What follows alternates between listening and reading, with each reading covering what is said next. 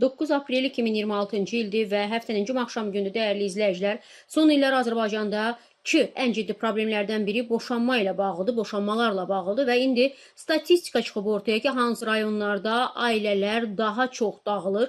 Rəqəmlər var ortada, onu sizi bu rəqəmlərlə tanış etmək istəyirəm. 2025-ci ildə Azərbaycanın iqtisadi rayonları və inzibati ərazi vahidləri üzrə boşanmaların sayı məlum olub. Bu barədə Oxu Aza Dövlət Statistika Komitəsindən məlumat verilib. Belə ki, Bakı şəhərində ötən il ümumilikdə 6307 boşanma faktı qeydə alınıb. Bu təkcə Bakı şəhərindədir. Boşanma sayının ən çox olduğu rayon isə Xətai rayonu olub. Bölgələr üzrə boşanma göstəricilərində isə ən yüksək rəqəm Qarabağ iqtisadi rayonundadır. Yəni Qarabağda boşanmalar yüksəkdir. 1590 boşanma qeydə alınıb ötən il. Ən az rəqəm isə Dağlıq Şirvan iqtisadi rayonunda qeydə alınıb ki, bu da 577 boşanma olub ötən il ərzində. Ən az boşanma isə dəyərli izləyicilər Xankəndi şəhərində qeydə alınıb. Cəmi 12 boşanma olub. Mən Bakı şəhəri üzrə, rayonlar üzrə istəyirəm sizə rəqəmləri təqdim edim. Binəqədi rayonunda ötən il 821 boşanma, Xətai rayonunda 836, Xəzər rayonunda 405,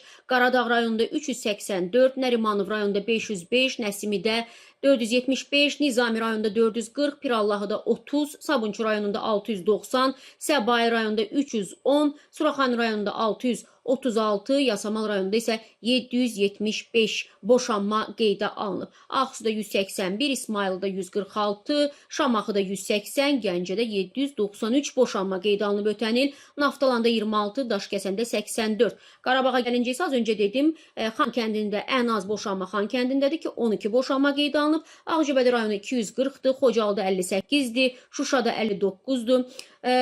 Qazax, Tovuz iqtisadi rayonlar üzrə göstəricilərdə isə diqqəti cəlb edən rəqəmlər budur ki, Gədəbəydə 148, Qazaxda 184, Tovuzda 329, Şəmkirdə 369 boşanma qeydə alınıb və rayonlar üzrə ayrı-ayrı rəqəmlər də özünü göstərməkdədir. Siz bu barədə nə düşünürsünüz? Boşanmaların sayının artmasının səbəbi nədir dəyərli izləyicilər? Şərhlərdə fikirlərinizi gözləyirəm.